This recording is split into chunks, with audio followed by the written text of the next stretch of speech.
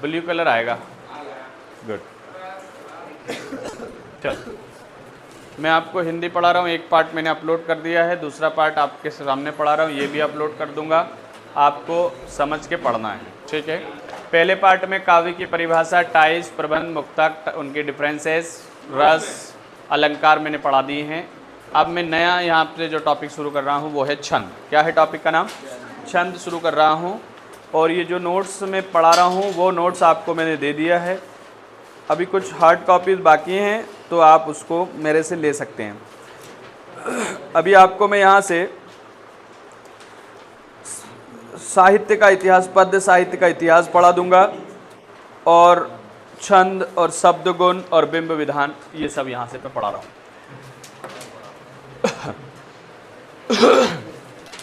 ये काव्य बोध पढ़ा दिया, काव्य के प्रकार पढ़ा दिए, रस पढ़ा दिया। इसका वीडियो आज अपलोड हो रहा है, अपलोड हो जाएगा, आपको पहुंच जाएगा। ये आपको सर्कुलेट करना है, आपके फ्रेंड्स तक पहुंचाना है और मेरे सब्सक्राइबर बढ़वाना है, ठीक है। अलंकार पढ़ा दिए मैंने पूरे, ठीक है। आपको सांगरूपक, भ्रांतिमान, व्यतिरेक अलंकार पढ़ना है, एग्जाम्पल सीखना है। पुनरुक्ति अलंकार, अतिशयोक्ति, अन्योक्ति। अब आ गए हम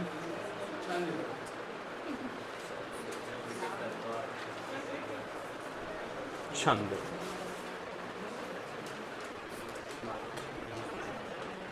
छंद किसे कहते हैं? तो जिस काव्य में रचना, मात्रा, वर्ण, यति और तुक के निश्चित नियमों का पालन होता है उसे छंद कहते हैं। मतलब मात्राओं की, इसके बाद आखिरी में यही मात्रा आएगी, हर लाइन में बड़ी की मात्रा आएगी, आ की मात्रा आएगी। तो ऐसे अरेंजमेंट के साथ जब कविता लिखी जाती हैं तो उन अरेंजमेंट्स को क्या कहते हैं? हम छंद कहते हैं। लेकिन हम एक ऑथेंटिक बुक की लैंग्वेज में डेफिनेशन लिखेंगे, स्टैंडर्ड फॉर्मेट में। तो जिस काव्य रचना में मात्रा, वर्ण, यति और तुक के निश्चित नियमों का पालन होता है, मात्रा का, वर्ण का और तुक का, तुक भी होना चाहिए, इसके बाद आई आएगा, जैसे जाना, खाना, पीना, उठना, सोना, ये आए, उसे हम क्या कहते हैं? छंद, ठीक है। उसके बाद आते हैं छंद के प्रकार। 3 प्रकार हैं। वार्णिक छंद, वर्णों की आराइज होना, वर्णों का अरेंजमेंट होना इन अच्छे से, तो वर्णों के बेस पर तो वार्णिक छंद। वर्णों की गिनती के आधार पर रचना हो, जैसे कवित्त, सवेया, जैसे कवित्त और सवेया। कौन सा छंद है? वार्णिक छंद। मात्रिक छंद, जिस छंद में मात्राओं की गिनती के अनुसार रचना होती है, जैसे दोहा और सोरठा। दोहा और सोरठा कैसा छंद है? मात्रिक। मुक्तक छंद, जिसमें ना तो मात्राओं का बंधन हो, न तुक का बंधन हो, न वर्णों का बंधन हो। कौन सी छंद? मुक्तक छंद। सोरठा की परिभाषा, किसकी परिभाषा? सोरठा छंद बहुत इंपॉर्टेंट है, पढ़ना है आपको। सोरठा एक मात्रिक छंद है, दोहे का उल्टा है। मात्रिक दोहे का उल्टा। पहले चरण में 11 मात्राएं, दूसरे चरण में 13 मात्राएं, ठीक है। पहले चरण में 11, दूसरे चरण में 13 मात्राएं। अयोध्या नगर रम्य है जहां राम बसे सुकुमार। या फिर एक एग्जाम्पल जो आपकी बुक में दिया हुआ है, जो सुमिरत सुधी होई गण नायक करिबर बदन, करव अनुग्रह सोई बुद्धि राशि शुभ गुण सदन। तो जो याद हो जाए आप कर लें, ठीक है। पर इतना याद करें कि पहले और तीसरे में कितनी कितनी मात्राएं?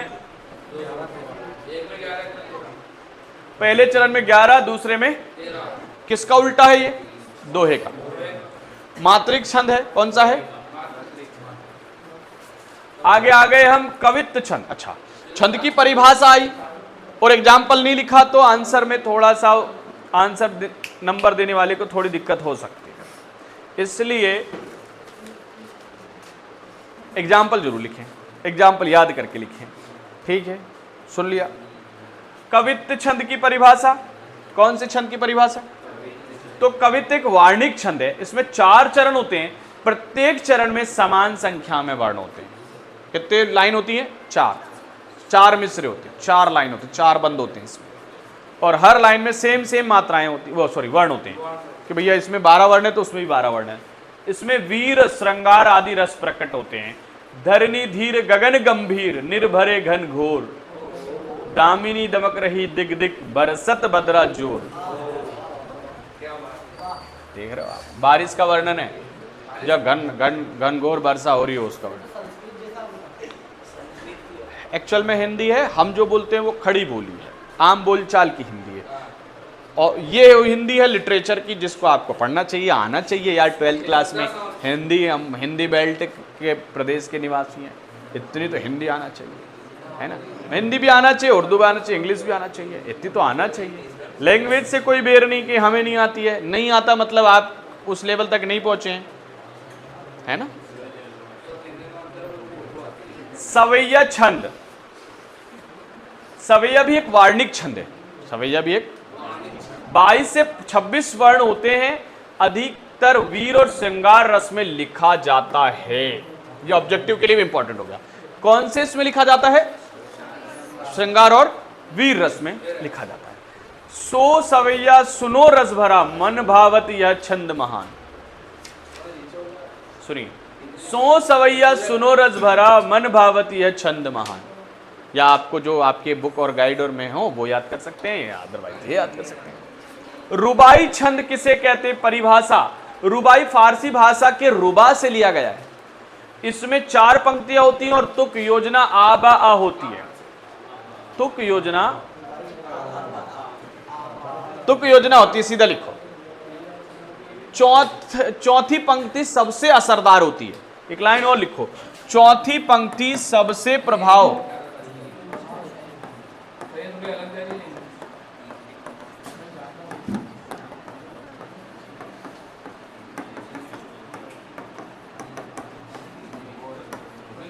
चौथी पंक्ति सबसे प्रभावशाली, इंपॉर्टेंट है। अभी सवैया कवित ये इंपॉर्टेंट है। जीवन है एक सपना सा, सच भी इसमें अपना सा, जो मिला उसे अपनाया, जो गया वह है ना। अच्छा,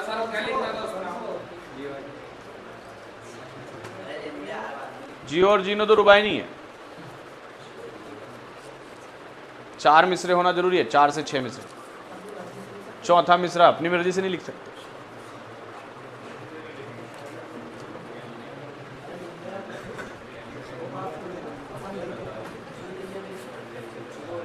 दोहा छंद, दोहा छंद। अरे अभी आपने पढ़ा ना, दोहा का उल्टा होता है, अभी कुछ पढ़ा ना, तो दोहा का उल्टा होता है, तो दोहा भी पढ़ोगे कि नहीं पढ़ोगे? दोहा एक ऐसा छंद है जिसमें 2 पंक्तियां होती हैं, प्रत्येक चरण में 24 मात्राएं होती हैं। पहले और तीसरे चरण में 13-13 मात्राएं, दूसरे और चौथे चरण में 11-11 मात्राएं। बुरा जो देखन में चला, बुरा ना मिलिया कोई, जो दिल खोजा आपना, मुझसे बुरा ना कोई। ये हो गया अपना दोहा। दोहा में 4 चरण हो रहे, पहले तीसरे में 13 मात्राएं, चौथे दूसरे में 11 मात्राएं। और दोहे का उल्टा सोरठा। चौपाई छंद, कौन सा छंद? चौपाई वहां है जिसमें 4 पंक्तियां होती, प्रत्येक चरण में 16-16 मात्रा। विशेष रूप से रामचरितमानस में अधिक इस्तेमाल हुआ है। कौन से में? उदाहरण, मंगल भवन अमंगलहारी, द्रौ सुदशरथ अचरथ बिहारी। तुलसीदास। ठीक है भैया, कौन सा छंद पढ़ रहे थे अपन? चौपाई। तो रामचरितमानस में चौपाइयां हैं, 16-16 मात्राएं होंगी। कितनी मात्राएं होंगी? सम्मात्रिक छंद है ये। और एक एग्जाम्पल, शब्द शक्ति। सुनिए, शब्द शक्ति। शब्दों में निहित वह क्षमता जिसके द्वारा अर्थ को प्रकट करता हो, शब्द शक्ति कहलाता हो। शब्दों में निहित वह शक्ति जो अर्थ को प्रकट कर दे। कौन सी शक्ति? शब्द शक्ति। शब्द शक्ति के प्रकार, अभिधा शब्द शक्ति। कौन सी शब्द शक्ति? अभिधा नहीं पढ़ना, अभिधा। जब शब्द अपने सीधे अर्थ को प्रकट करता हो, जो है वो ही प्रकट करता हो। अभिधा, जैसे राम विद्यालय गया तो विद्यालय जा रहा है, कहां गया राम? लक्षणा शब्द, जब शब्द का मुख्य अर्थ उपयुक्त ना होकर उससे जुड़ा दूसरा अर्थ निकले, जो ओरिजिनल अर्थ है वो नहीं निकल रहा हो, बल्कि उससे जुड़ा हुआ अर्थ। जैसे वह गंगा में घर बनाकर रहता है, तो गंगा में घर मतलब गंगा के नदी के नहीं, गंगा के किनारे, है ना।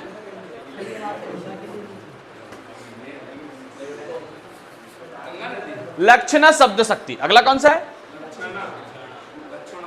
सॉरी व्यंजना। अभी लक्षणा पढ़ लिया, अभी पहले अभिधा लक्षणा व्यंजना। तो व्यंजना में क्या होगा, मुख्य अर्थ भी नहीं निकलेगा, लक्षणा वाला अर्थ भी नहीं निकलेगा। लक्षणा में एक एग्जांपल और, जैसे वह सिंह है, कैसा है, तो सिंह का मतलब सिंह नहीं है, शेर जैसा बहादुर है, तो ये लक्षणा हो गया, क्या हो गया, शेर जैसा बहादुर है। अब आता है कोई दूसरा अर्थ निकले, ना तो ओरिजिनल अर्थ निकले, ना लक्षणा वाला अर्थ निकले, कोई अलग ही अर्थ निकले। दीपक बुझ गया, दीपक बुझने का मतलब है दीपक बुझ जाना, तो दीपक बुझना भी इसका मतलब नहीं है, अंधेरा होना भी इसका मतलब नहीं है। दीपक बुझना इसका कौन सा अर्थ है, अभिधा शक्ति, और अंधेरा होना इसका लक्षणा है, लेकिन ना तो अभिधा वाला अर्थ है इसमें, ना लक्षणा वाला अर्थ है। तो इसमें आप लिख सकते हैं कि दीपक बुझना का मतलब होता है जीवन समाप्त होना। क्या समाप्त होना, ठीक है। तो दीपक बुझने का अभिधा शक्ति कौन सी थी इसमें, दिए का बुझना, दिए का जलते से बुझ जाना। और लक्षणा क्या था इसमें, अंधेरा हो जाना, तो अंधेरा भी इसका अर्थ नहीं है। तीसरा अर्थ क्या है, जीवन समाप्त हो जाना। क्या समाप्त हो जाना,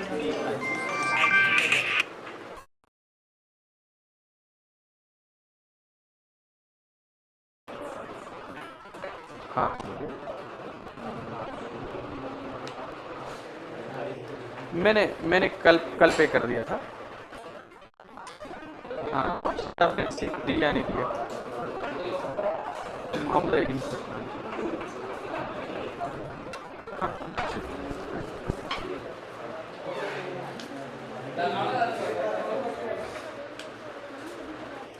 सुनिए अब, तो इसमें कोई तीसरा अर्थ दे रहे हैं, तो उसको क्या बोलेंगे हम, व्यंजना शब्द शक्ति।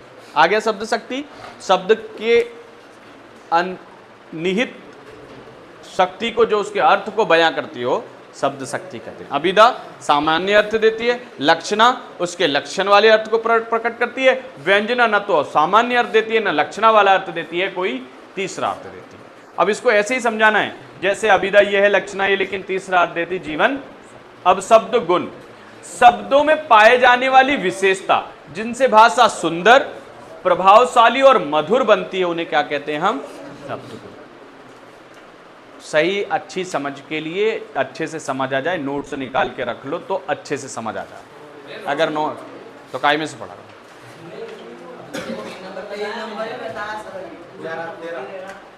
13 पेज नंबर 13 है, नोट्स निकाल लो, वहां से पढ़ा तो यह चीजें हाथों हाथ याद हो जाएंगी। कुछ नई चीज ऐड करा रहा हूं तो वहां ऐड कर लोगे, और जिन लोगों के पास नोट्स नहीं है वो मेरे से व्हाट्सएप पे भी ले सकते हैं, हार्ड कॉपी भी है, ले सकते हैं, ठीक है। शब्द क्या हुआ भैया, विशेषता, सुंदर, प्रभावशाली, मधुर बनाती है, उसे शब्द गुण कहते हैं। शब्द गुण के प्रकार, माधुर्य गुण, ये चल रहा है देखो तो एक बार,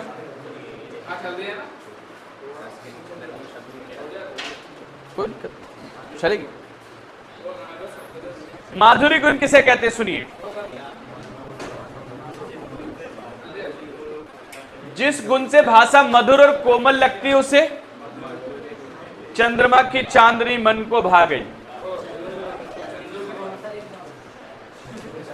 जैसे जिस गुण से भाषा मधुर हो, ठीक है, सुंदर हो जाए, कोमल लगने लगती हो, चंद्रमा की चांदनी मन को भा गई। ओज गुण, जिस गुण से भाषा में वीरता, उत्साह और जोश प्रकट हो, भाषा में ऐसी भाषा इस्तेमाल करें जिससे जोश आ जाए, क्या आ जाए, उत्साह आ जाए, वीर सपूत देश पर बलिदान देने के लिए तत्पर है, ठीक है, आया बात समझ में। तो ऐसी भाषा, तो जोश और उत्साह के लिए हम सिंपल भाषा इस्तेमाल नहीं करेंगे। समझ आए कि नहीं समझ आए, अरे समझे कि नहीं समझे। प्रसाद गुण, जिस गुण से भाषा सरल, स्पष्ट और सहज हो, उसे प्रसाद गुण बोलेंगे। जैसे सत्य की सदा विजय होती है, ऐसी बातें बोलना, जैसे किसी महापुरुष की बातें, ये प्रसाद गुण है। इसमें कौन सा गुण मौजूद होता है? प्रसाद। ठीक है। और जहाँ जोश उत्साह की बात होती हो वहां, और जहां कोमलता होती हो, शेरो शायरी वाली बात होती हो, वहां माधुर्य। बिंब विधान 12th के लिए 10th के लिए नहीं है। बिंब विधान ओनली फॉर 12th। बिंब विधान काव्य में जब कवि शब्दों के माध्यम से पाठक के मन में किसी वस्तु, दृश्य, भावना या अनुभव का सजीव और स्पष्ट चित्र उत्पन्न करता हो, शब्दों के माध्यम से, वस्तु के माध्यम से किसी चीज का स्पष्ट भाव पैदा करने की कोशिश करता है पढ़ने वाले के मन में, तो उसको कहते हैं बिंब विधान। नागेंद्र सिंह बिंब विधान की परिभाषा देते हैं, काव्य में शब्दों के द्वारा मन में जो सजीव, मूर्त और संवेदनशील चित्र अंकित हो जाते हैं वह बिंब है। अरे किसी चीज को पढ़ने के दौरान हमारे मन में पिक्चर बन जाती है कि यार ऐसा होएगा, बहुत बहादुर, लंबा चौड़ा, पहलवान जैसा, डरावना दिखने वाला इंसान, तो अन्य का पहलवान टाइप का इंसान। मैं मेरी बात नहीं कर रहा हूं। बिंब विधान के तत्व, कंपोनेंट ऑफ बिंब विधान कितने चीजों से बने हैं? अंग या तत्व। पहले कल्पना, कवि की रचनात्मक शक्ति होती है। संवेदनशीलता, भावों में गहराई और अनुभव करना होता है। इंद्रिय बोध, इंद्रियों का कान, आंख, नाक आदि से जुड़ा हुआ अनुभव। ठीक है। भावात्मकता, सजीवता। भेद कितने हैं? कितने प्रकार के भेद दें? तो दृश्य बिंब, आंखों से देखा जा सकने वाला, जैसे नील गगन में चांद चमकता है। ठीक है, ये दृश्य बिंब है। श्रव्य, जो कानों से सुना जा सके, घुंघरुओं की मधुर झनकार। अब देखो, घुंघरुओं की मधुर झनकार। अब एक ये वाक्य बोला है, अब हर इंसान के दिमाग में पिक्चर बन रही है, घुंघरू और बजते हुए झनकार, ऐसी इमेजिनेशन आ जाना। ठीक है। स्पर्श बिंब, शीतल पवन का झोंका। तो इंसान मन में लगेगा कि यार ठंडी हवा का झोंका, जब गर्मी में हो इंसान, भयंकर गर्मी की तपिश हो, और फिर उसको बोले शीतल हवा का झोंका, तो उसको लगे यार कहीं ऐसी में जाके बैठूं, या कहीं नीम के पेड़ के नीचे जाके बैठूं, मजा आ जाए, ठंडी हवा चल रही हो, मटके का पानी रखा हो। आहा। रस बिंब, जो स्वाद से जुड़ा हो, जैसे आम का मीठा रस है कि नहीं, तो एक अलग ही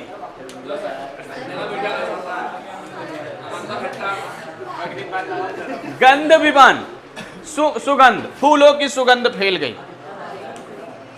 भाव बिंब, भावना को प्रकट करे, हृदय में पीड़ा उमड़ आई, हृदय में दुख उमड़ आया। बिंब विधान के अन्य नाम क्या हैं?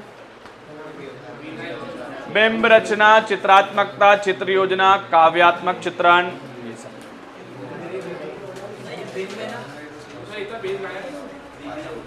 भाषा बोध, MR क्लासेस बाय रहीम।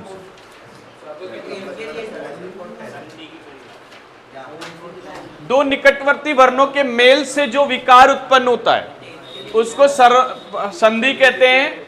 जब दो शब्द पास आते हैं तो पहले और अंतिम और दूसरे और प्रथम वर्ण मिल जाते हैं। जैसे देव प्लस आले, तो यहां आ है और यहां भी आ है, तो यहां पे एक बड़ा हो जाएगा देवाले। जगत, यहां ता है यहां नाथ है, तो जगन्नाथ हो जाएगा। मनाधनहार तो मनोहर हो जाएगा। संधि के प्रकार 3 प्रकार की होती है, स्वर संधि, व्यंजन और विसर्ग। स्वरों के मेल यानी वोवेल्स आपस में मिलेंगे, कंसोनेंट मिलेंगे तो व्यंजन संधि, और विसर्ग मिलेंगे तो स्वर संधि। 10th वाले देखेंगे स्वर संधि और उसके भेद। दीर्घ स्वर संधि, ध्यान रहे, अगर बीच में बड़ी की मात्रा आ रही है, बड़े आ की मात्रा आ रही है, तो वहां पे दीर्घ स्वर संधि होगी, जैसे रविंद्र। और गुण स्वर संधि, अगर बीच में ए की मात्रा आ रही, ओ की मात्रा आ रही, तो वहां जैसे नरेंद्र, गणेश। हाँ भाई,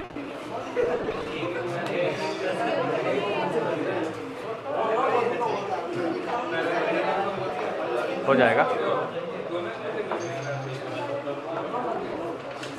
स्टार्टिंग में ही है, पर वो बड़ा है, पर अपने को उसको इतना दिखाना है। पास में, ज़्यादा दूर नहीं है।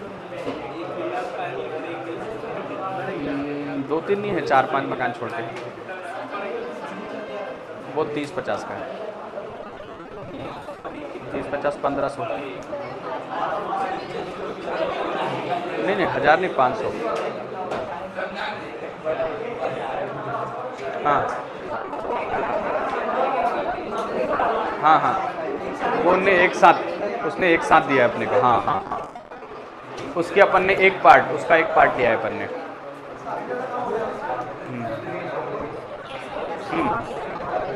हाँ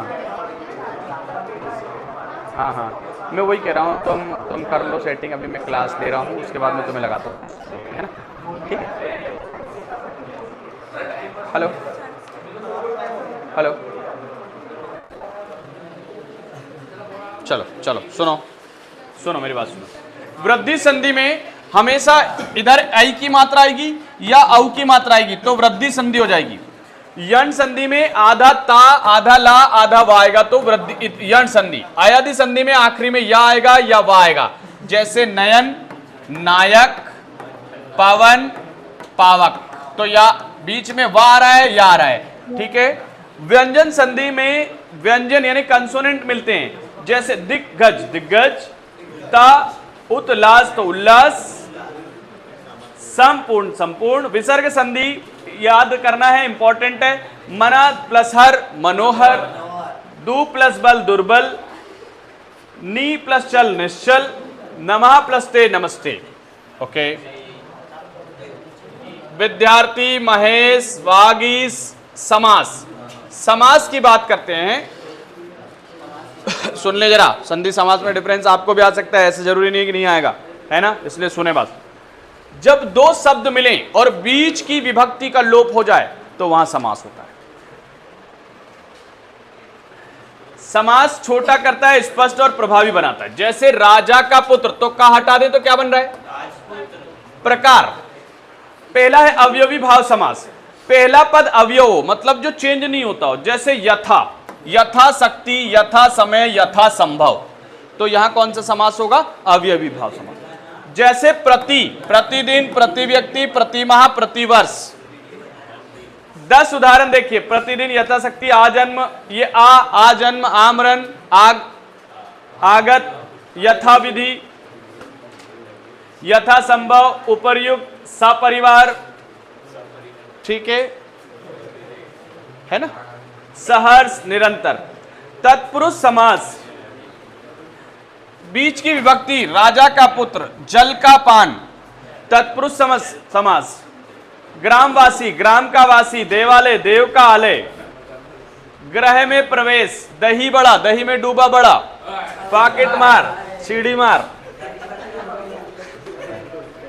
सुनो जरा, इधर सुनो जरा, इधर सुन, ध्यान दे जरा।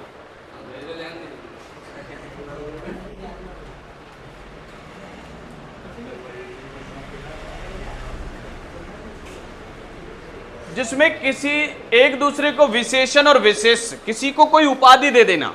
जैसे नीला कमल, नीला है जो कमल, महान है जो पुरुष, महापुरुष। कनक लता, कनक के समान लता। देहलता, मृग नैनी, मृग नैनी, मृग के समान नैनों वाली।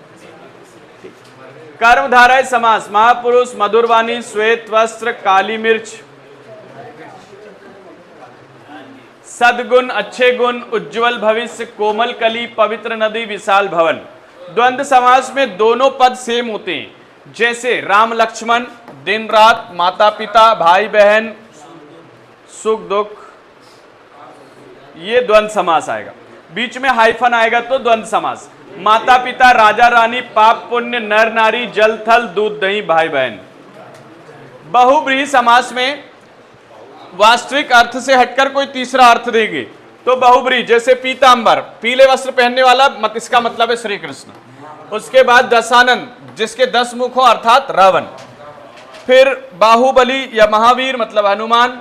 पीतांबर हो गया, दशानन चतुर्भुज जिसकी भुजाएं अर्थात हनुमान, सॉरी गणेश। नीला है कंठ अर्थात शिव, 3 नेत्र हो जिसके अर्थात शिव। लंबा है उधर यानी कि गणेश। चक्र है जिसके हाथ में यानी कि गणेश, गज जैसा मुख यानी कि गणेश, श्वेत वस्त्र पहनने वाला, नील नेत्र जिसकी आंखें नीली हो, वाच्य ये तो है। क्रिया के जिस रूप से पता चलता है कि वाक्य में कर्ता कर्म के भाव से कौन सा प्रधान है उसे क्या कहते हैं? वाच्य। वाच्य के प्रकार कृत्यवाच्य, जिस वाक्य में कर्ता प्रधान हो उसे कृत्यवाच्य कहते हैं। जैसे राम पुस्तक पढ़ता है, सीता भोजन करती है, मोहन खेल रहा है, तो कर्ता का होना जरूरी हो तो कृतवाच्य आएगा। जिसमें कर्म का होना जरूरी, जैसे राम द्वारा पुस्तक पढ़ी जा रही है, अगर समझो तो ये एक्टिव और पैसिव वाइज है। क्या है ये? राम पुस्तक पढ़ता है, ये एक्टिव वाइज है, और राम द्वारा पुस्तक पढ़ी जाती है, ये पैसिव वाइज, कृत और कर्मवाच्य। सीता के द्वारा भोजन, बच्चों के द्वारा गीत गाया जा रहा है, भाववाच्य, जिस वाक्य में कर्ता प्रधान, ना तो कर्ता प्रधान हो न कर्म, केवल कार्य के भाव प्रधान हो। जैसे यहां धूमपान करना मना है, अब चला जाए, देर हो गई, सोना चाहिए, आज पढ़ना है, यह भाववाच्य। कर्ता प्रधान, कृत प्रधान, कर्म प्रधान, कर्मवाच्य और केवल भाव हो। क्रिया की परिभाषा, कार्य करना हो तो क्रिया, खाना पीना, क्रिया के भेद तो याद कर लोगे। सकर्मक क्रिया, जिस क्रिया के साथ कर्म का होना आवश्यक है, क्रिया भी हो और कर्म भी हो, क्रिया क्रम नहीं, क्रिया भी हो साथ में कर्म भी हो। राम क्या पढ़ता है? राम पढ़ता है पुस्तक, देखो कर्म भी है। सीता भोजन करती है, सीधा बनाती है, क्या बनाती है? भोजन। बालक गेंद फेंकता है, जिस क्रिया के साथ कर्म नहीं होता उसे अकर्मक क्रिया कहते हैं। जैसे बच्चा सो रहा है, पक्षी उड़ रहा है और हंस रहा है।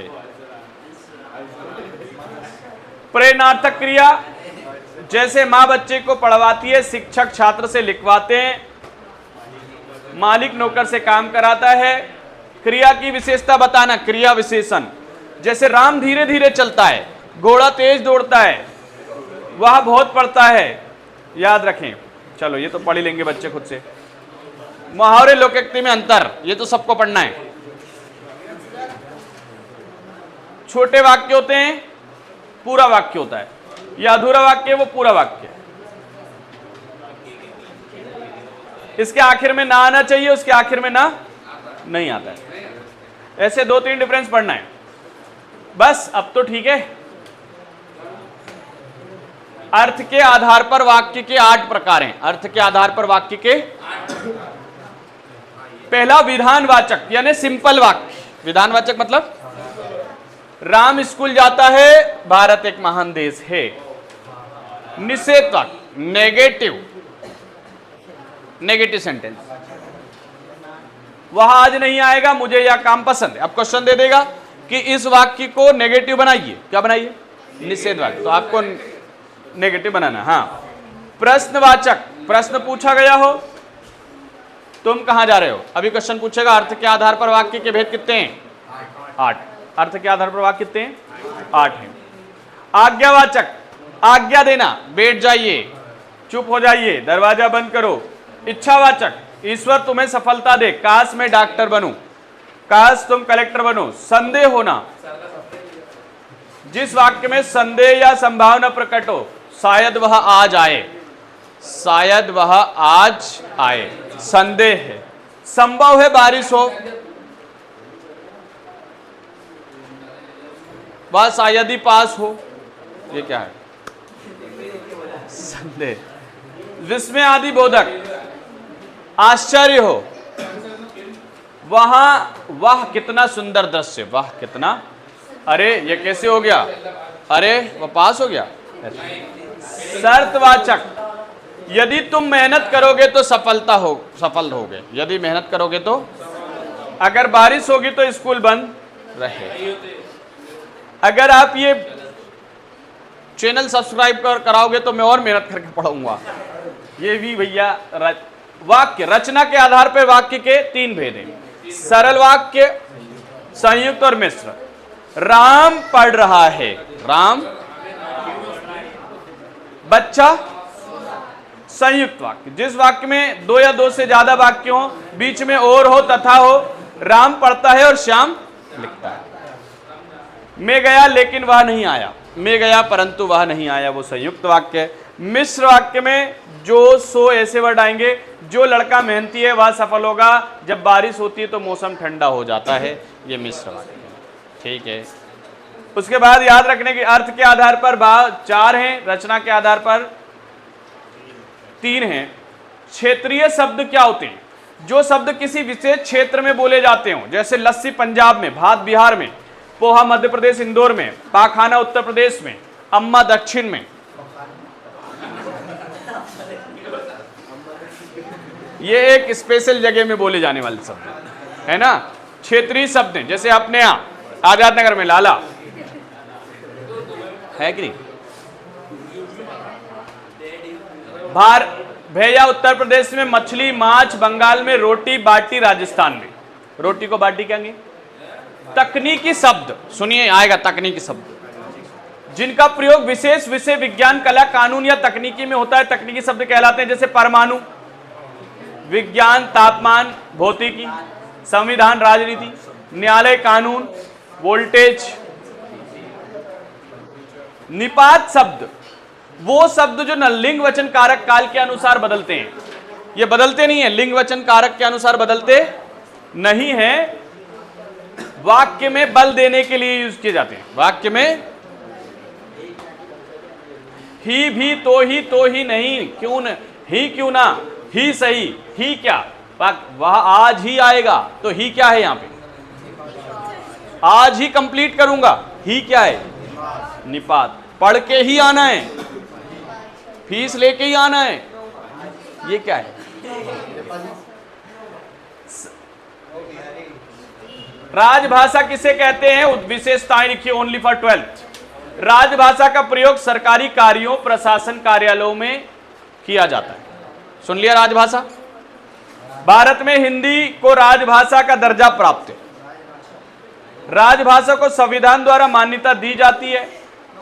राष्ट्रभाषा किसे कहते हैं? राष्ट्रभाषा देश के सांस्कृतिक और भावनात्मक पहचान होती है, जनता द्वारा स्वाभाविक रूप से अपनाई जाती है, देश की एकता अखंडता को दर्शाती है। राजभाषा राष्ट्रभाषा में अंतर लिखिए, very important.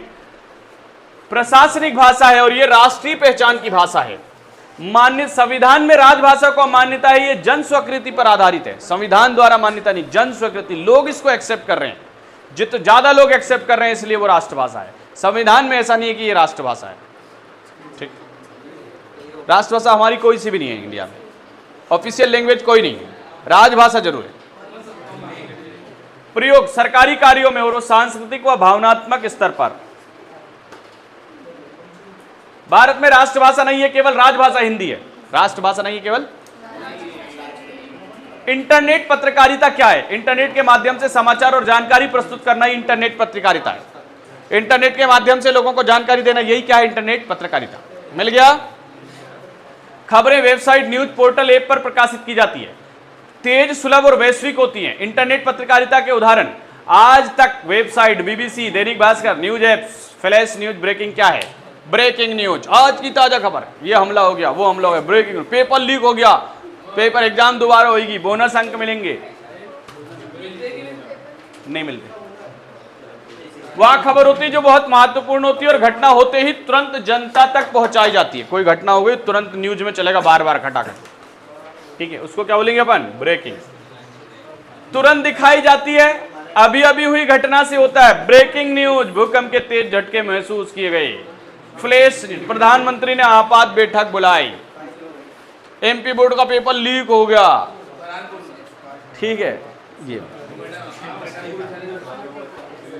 1 to 6 only for 12th। Radio नाटक की अवधि, पात्रों की संख्या कितनी होती है? 15 से 30 मिनट, 3 से 6 पात्र। रेडियो किस प्रकार का माध्यम है? क्योंकि इसमें केवल आवाज के माध्यम से। संस्मरण किसे कहते हैं? किसी व्यक्ति घटना अनुभव को याद करने के आधार पर जो रचना लिखी जाती है उसको। समाचार लेखन के 6 कारक। समाचार लेखन में क्या, कौन, कब, कहां, क्यों, कैसे।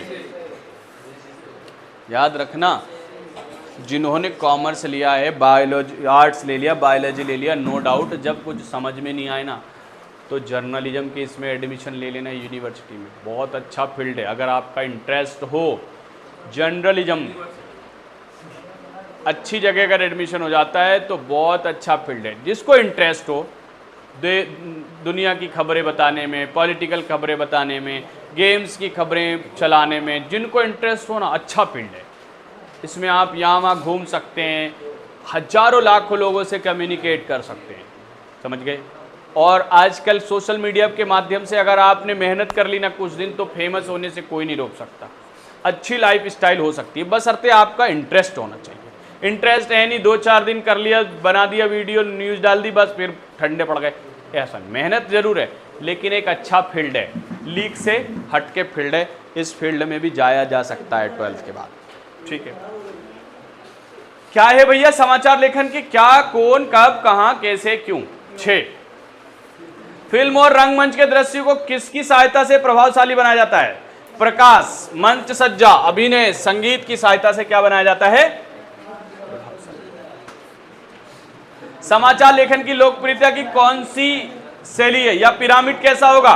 उल्टा। पहले क्या आएगा? इंट्रो, बॉडी और एंड। इंट्रो, बॉडी और एंड। इतिहास कितने भागों में बांटा गया है? ग्रामर वाला पोर्शन हो चुका है खत्म, अब अपन बहुत करीब पहुंच चुके हैं। 4 भागों में बांटा है, आदिकाल, भक्तिकाल, रीतिकाल और आदिकाल की विशेषताएं। वीरता, युद्ध और पराक्रम का वर्णन, भाषा, अपभ्रंश और प्रारंभिक हिंदी। 2 कवि और रचना, चंद्रबरदाई और नरपति नाला। ये कौन से हैं? आदिकाल के हैं। भक्तिकाल, इस काल में ईश्वर की भक्ति और भक्ति भावना का प्रमुख वर्णन है। पहले मेरे को आदिकाल का टाइम बताओ, पहले टाइम पीरियड देख के बताओ।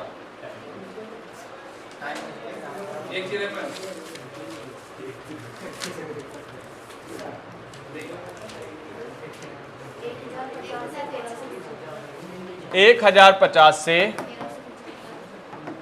ठीक है। भक्ति काल का टाइम पीरियड बोलो।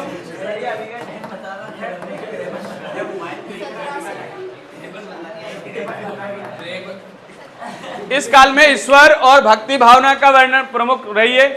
इसमें 2 शाखाएं, निर्गुण भक्ति शाखा। इसमें ईश्वर को निर्गुण रूप को माना गया। ईश्वर को कैसा माना है? कि इसका कोई रूप, रंग, आकार नहीं है। फिर आते हैं सगुण भक्ति धारा। इसमें कर्मकांड, मूर्ति पूजा का विरोध। निर्गुण भक्ति धारा में क्या किया है? कर्मकांड और मूर्ति पूजा का, जैसे कबीर, रचना बीजक, गुरु नानक, जापूजी साहिब। फिर सगुण भक्ति धारा, ईश्वर को रूप युक्त माना है, सगुण माना है कि आकार है, रंग है, रूप है। इसकी 2 शाखाएं, राम भक्ति और कृष्ण भक्ति। राम भक्ति में मर्यादा पुरुषोत्तम राम की भक्ति की गई है, आदर्श जीवन और मर्यादा और सत्य की बात कही गई है। तुलसीदास और केशवदास। कृष्ण भक्ति में श्री कृष्ण की लीला और प्रेम की बात कही गई है, वात्सल्य और श्रृंगार रस की प्रधानता है। सूरदास और नंददास। अब सुनिए जरा, ये लिखा हमने भक्ति काल। क्या लिखा है? कितने पार्ट में बांटा? 2 पार्ट, सगुण भक्ति और निर्गुण भक्ति, ठीक है। निर्गुण भक्ति में एक तो ज्ञान मार्गी और एक प्रेम मार्गी, एक, ठीक है। तो निर्गुण में बोला कि भगवान नहीं है, आकार नहीं, तो कैसे प्राप्त करोगे? तो ज्ञान हासिल करके, इल्म हासिल करके। और दूसरे लोग कुछ एक पार्ट में बढ़ गए, उन्होंने कहा नहीं, प्रेम के द्वारा, इंसान से प्रेम, मखलूक से प्रेम, ईश्वर ने जो बनाया उनसे प्रेम। तो उस बेस पे हम किसको हासिल करेंगे? ईश्वर को, या ईश्वर की भलाई को हासिल करेंगे। सगुण भक्ति धारा भी 2 पार्ट में बढ़ गई, राम भक्ति और राम भक्ति में तुलसीदास आ गए और सगुण में सूरदास, ठीक है। रीतिकाल, श्रृंगार रस की अधिक वर्णन, नायक नायिका में भेद, अलंकारों पर बल। बिहारी और केशवदास कौन से टाइम के कवि हैं? रीतिकाल। अब आएगा रीतिकाल की विशेषताएं लिखिए, भक्तिकाल की विशेषताएं लिखिए। आदिकाल की विशेषताएं लिखिए, लिख के आ जाओगे। ठीक है, दो दो विशेषताएं लिखिए, दो कवियों के नाम लिखिए, लिख के आ जाओगे। आधुनिक काल की दो विशेषताएं, राष्ट्रीय चेतना और सामाजिक समस्याओं का वर्णन, भाषा सरल और विषय यथार्थपरक, रियलिस्टिक बातें बोली गई। दो कवि, जयशंकर प्रसाद, महादेवी वर्मा। आदि काल में वीरता, भक्ति काल में ईश्वर, रीति काल में श्रृंगार और आधुनिक काल में समाज। ठीक है, शॉर्ट ट्रिक समझ में आ गई। आधुनिक काल कितने भागों में बांटा है? तो हमने बोला 4 भागों में बांटा। कौन से भाग? 4। भारतेंदु युग 1850 से 19, द्विवेदी युग 1900 से 1918, छाया युग, छायावाद 36 और छायोत्तर 36 से आज तक। छायावाद की दो विशेषताएं इंपॉर्टेंट। पहले तो 18 से 36 टाइम है इसका। व्यक्तिगत अनुभूति, कल्पना और भावुकता की प्रधानता, प्राकृतिक चित्रण और रहस्यवाद का सुंदर वर्णन। कवि कौन है? प्रसाद पंत और निराला। प्रसाद पंत और या वर्मा? प्रसाद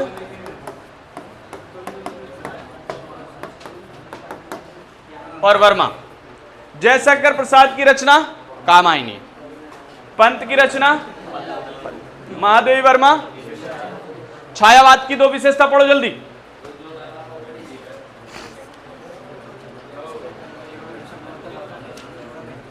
क्वेश्चन आएगा छायावाद की दो विशेषता और उसके कवि और रचना लिखो। समझ गए? प्रगतिवाद 36 से 50, 3 विशेषता। शोषण का विरोध, हाँ बोलो।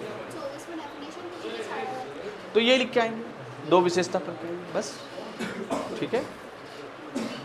सामाजिक यथार्थ और शोषण का विरोध का चित्रण, किसान, मजदूर और आम जनता की समस्याओं पर ध्यान। लेख लिखते थे इस टाइम में, ये बातें ज्यादा लिखी जाती थी। ठीक है। आज के टाइम में जो लेख लिखे जा रहे, जो रचनाएं लिखी जा रही, वो किस चीज के ऊपर होंगी? मॉडर्न एज के ऊपर, आजादी के ऊपर, व्यक्तिगत आजादी के ऊपर लिखे जा रहे लेख, धर्म के ऊपर लिखे जा रहे हैं, साइंस के ऊपर लिखे जा रहे हैं। उस दौरान अंग्रेजों का शासन था, गरीबों को दबाया जाता था, तो इनके ऊपर लिखे जाते थे। ठीक है। साहित्य को जनजीवन से जोड़ना। प्रगतिवादी कवि कौन है? निराला, नागार्जुन और त्रिलोचन। छायावाद में भावना प्रकृति है, प्रगतिवाद में समाज और नाटक और एकांकी। नाटक लंबी रचना है, एकांकी इसमें कई अंक हैं, इसमें इसका कथानक विस्तृत है, उसका कथानक, इसमें पात्र ज्यादा है, उसमें पात्र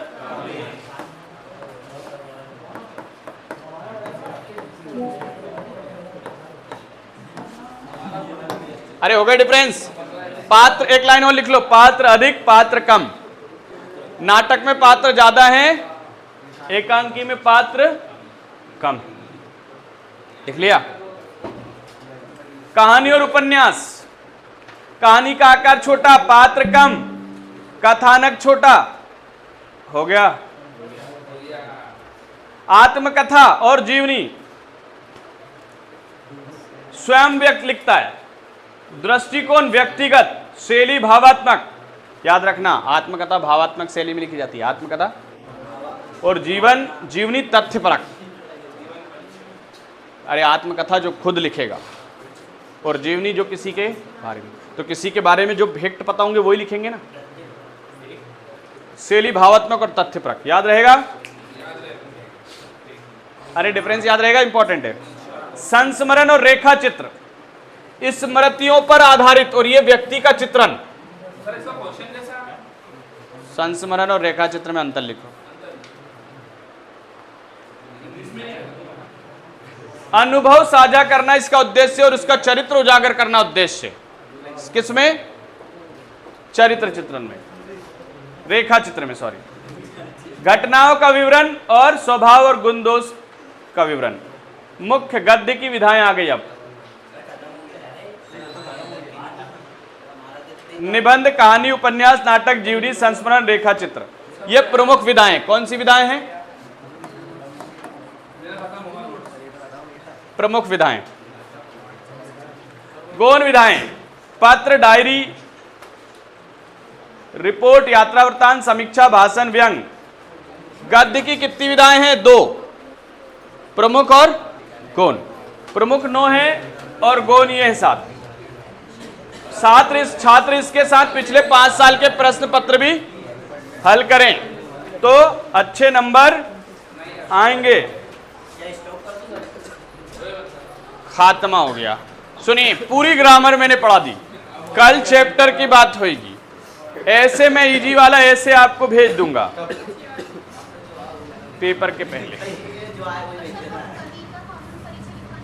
लिखवा दिया कवि का काम, तो कवि और लेखक का कॉमन परिचय दे देंगे। बेटा स्टॉप कर दिया क्या? नहीं कर दो स्टॉप रिकॉर्ड। कवि और लेखक का कॉमन परिचय दे देंगे, रचना याद कर।